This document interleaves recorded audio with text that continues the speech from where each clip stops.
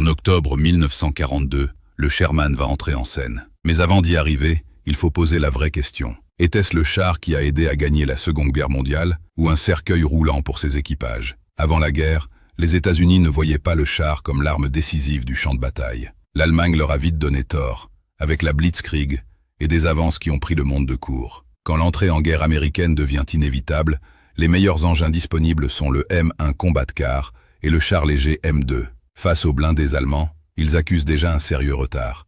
Le pire, c'est l'industrie. Jusqu'alors, l'Amérique n'a construit qu'environ 300 chars, sans vraie chaîne de production géante, sans grande expérience et sans outillage adapté. Il faut improviser. Ce pansement d'urgence s'appelle le M3 Lee. Le M3 Lee part d'un problème très concret. Les ingénieurs américains disposent d'un canon de 75 mm, mais pas encore de la solution pour l'installer dans une tourelle tournante. Alors ils font au plus vite. Le canon est modifié, puis logé dans la caisse, en casemate fixe. Au-dessus, on conserve une tourelle avec le canon de 37 mm déjà connu. 6 hommes prennent place dans ce compromis, et on l'envoie au combat, surtout pour combler le vide en Afrique du Nord, où les pertes alliées en chars sont lourdes. Pendant ce temps, les équipes qui travaillent sur le Sherman observent les blindés européens. Le futur char doit être mobile, bien armé, assez protégé, fiable, bon marché, rapide à produire, et assez compact pour passer par les grues et les navires. Après essai et impasse, le M4 Sherman prend forme. Il est prêt juste avant El Alamein.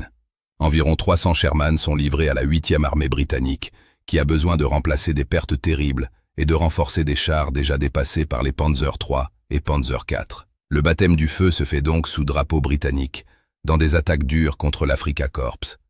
Le Sherman n'est pas invulnérable, loin de là. Mais face aux Crusader et au M3 Lee, c'est un vrai saut.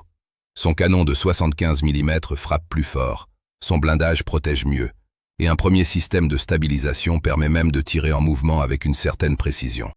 Dans le désert, pourtant, la qualité qui compte le plus est moins spectaculaire. C'est la fiabilité. Là où d'autres chars tombent en panne, le Sherman se répare vite et revient au combat. L'expérience automobile américaine fait la différence. Pièces standardisées, stocks abondants, entretien plus simple sur le terrain. Son canon surclasse alors le 50 mm du Panzer III et le 75 cours du Panzer IV. Son blindage tient aussi correctement, jusqu'à l'arrivée du Panzer IV équipé d'un long canon de 75 mm à grande vitesse. Les pertes, elles, sont élevées dès le début, parce que les combats sont violents.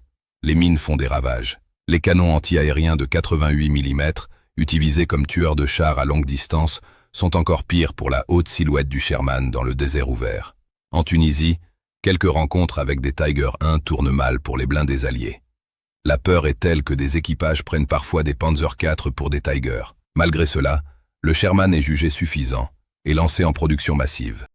Au pic, un char sort de chaîne toutes les 30 minutes pour plus de 50 000 exemplaires pendant la guerre. Mais au front, 2 défauts sautent vite aux yeux. Le canon manque de mordant et le char brûle trop souvent. C'est de là que viennent ces surnoms macabres, comme Tommy Cooker ou Ronson Lighter, encore collés à sa réputation. Commençons par l'armement. Le Sherman est un char moyen, avec un canon à vitesse initiale moyenne. Sa mission première est l'appui de l'infanterie, avec beaucoup d'obus explosifs, efficaces contre les positions ennemies. Au départ, la destruction des chars adverses repose surtout sur les canons anti-chars tractés, puis sur les chasseurs de chars. Le tube du Sherman est aussi limité pour ne pas dépasser la caisse, ce qui facilite le transport par train et par bateau. En clair, il n'a pas été pensé comme pur chasseur de blindés. Mais au combat, personne ne choisit toujours son adversaire. Les Britanniques bricolent alors leur réponse. Installer le 17 livres dans la tourelle, ce qui donne le Sherman Firefly.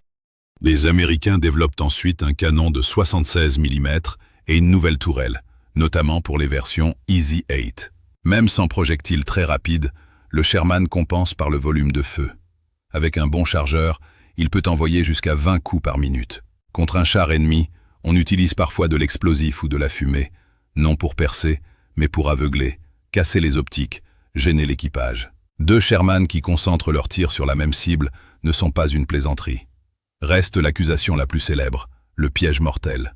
Le blindage est inférieur à celui de nombreux chars allemands, mais les pertes d'équipage racontent une histoire plus nuancée. En moyenne, un Sherman détruit coûte 1,3 hommes d'équipage tués. Pour le T-34, le chiffre est environ 2 fois plus élevé, malgré un équipage plus petit. Le vrai danger, au début, n'est pas seulement le moteur à essence. Ce sont les obus stockés dans les flancs de caisse, les sponsons, dans des casiers non protégés. Ses flancs sont justement une zone souvent frappée.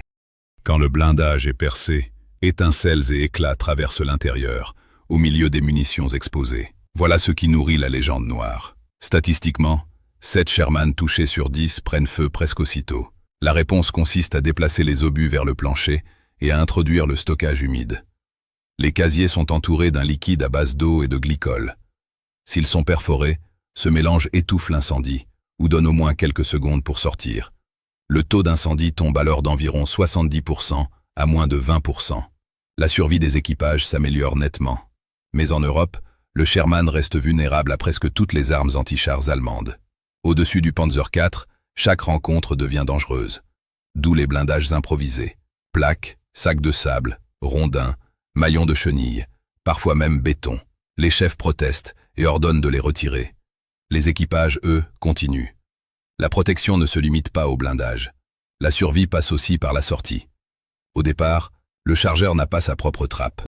Pour évacuer, il doit passer par celle du chef de char, en contournant ou en rampant sous la culasse. Un ancien chargeur a raconté un cas terrible. Un obus frappe le haut droit de la tourelle, tue le tireur et le chef de char, puis le bloque dans la fumée. Impossible de déplacer les corps dans cet espace serré. Il s'en sort parce que la tourelle est orientée juste assez bien pour ramper sous le canon, rejoindre la place du pilote, puis sortir par sa trappe. La solution est simple, ajouter une trappe au chargeur, avec des ressorts pour l'ouvrir plus vite. Le pilote et l'aide-pilote reçoivent aussi des ouvertures plus larges, quand la plaque frontale est moins inclinée de 10 degrés. Enfin, l'acier du Sherman, plus tendre, projette moins d'éclats que certains blindages allemands plus durs. Dans un Sherman, l'effet restait nettement plus limité. Dans un char allemand perforé, le blindage pouvait éclater d'un coup. Des éclats d'acier fouettaient l'habitacle et déchiquetaient l'équipage. Le Sherman devint pourtant l'épine dorsale des forces blindées alliées. On le vit sur tous les fronts, sous plusieurs drapeaux, décliné en versions innombrables.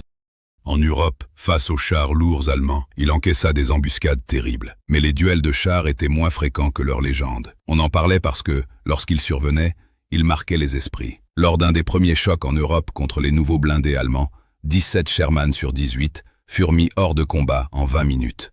Beaucoup, pourtant, n'étaient pas perdus pour de bon.